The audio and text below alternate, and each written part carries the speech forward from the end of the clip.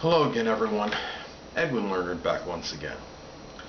In this YouTube astrological segment, I'm going to be dissertating and talking about the ruler of the first house posited in the 12th house in a natal horoscope. People that have this placement can be very secretive, very private, hidden matters that are hidden and reserved may figure prominently in their life scheme. Even if there's some factors in the chart that might contradict this and say, well, for a person with a Leo rising, that indicates that they're, very gregarious or extroverted and outgoing, there is often a part of this person that remains hidden and reserved to others. George W. Bush is a classic example. Former U.S. president, has Leo rising, and his chart ruler, the Sun in Cancer, in the 12th house. Now, Leo rising, are known to be flamboyant and gregarious and outgoing and everything. And I'm sure, he was to a certain degree, but he was a little bit more, I would say, of a shyer, Leo rising than the average. And that was, attributed to that, to the ruler of the first being in the 12th, I believe. And the Sun in Cancer as well. And a person that has this placement may find, work, possibly, in institutions, maybe in prisons. Not that the person's going to be incarcerated, but somebody that might work as a security guard, for example, in a prison, or doing janitorial or cleaning work in, in that kind of environment.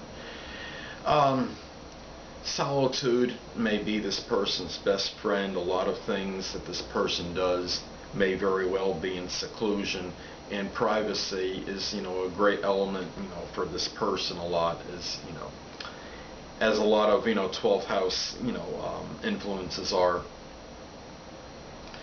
This can be, a person that that thrives or can flourish possibly in some kind of charitable, philanthropic work, work that involves some compassion, healing professions.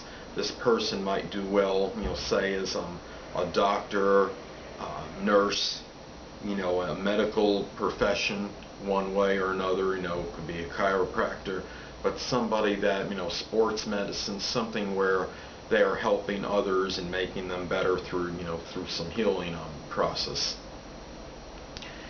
People that have this placement can be, as I stated, they can be very, have an introverted side to their nature, even if they're outgoing on some levels.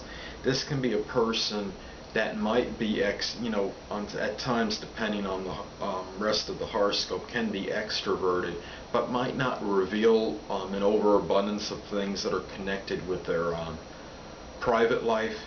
And, this is somebody that might do work, in seclusion or by his or herself.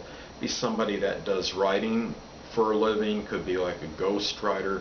This could be somebody that might work on projects at home, doing their best studying, by themselves, as opposed to being in a library, for example.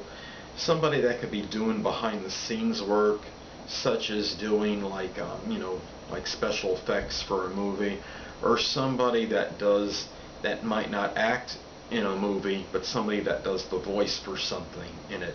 Could be like, how we have like the cartoon, animated shows, somebody that, obviously is not the character, because a person is not an animated, figure, obviously, but somebody that could do the voice for a cartoon, for example.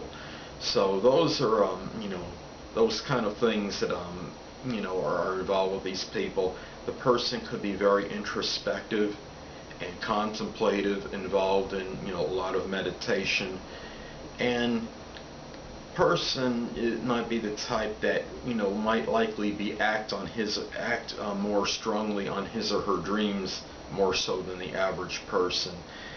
Somebody, where maybe spirituality and religion can figure strongly and prominently in his or her life. The personality is often expressed strongly, more behind the scenes, as opposed to up front, outward to other people, and it could be somebody where the personality, regardless of rising sign, might be inhibited in a way and might not show those characteristics of his or her rising sign as strongly to others as the other first house placements would on an average. Well, anyway, people, that will conclude this YouTube astrological segment for the ruler of the first house posited in the 12th house in a natal horoscope. Stay tuned next time, where I'll be dissertating and talking about the ruler of the second house in the first house in the natal chart. Two things I want to get with you on before I head out. Firstly, the stars may impel, but do not compel. And secondly, never isolate any single astrological element, aspect, planetary placement, position, configuration, influence, or what have you, and make an analysis on a person, astrologically speaking, based on this alone, because a person astrologically is the sum of all their components in their natal chart, and not just one. Until next time, people, stay well.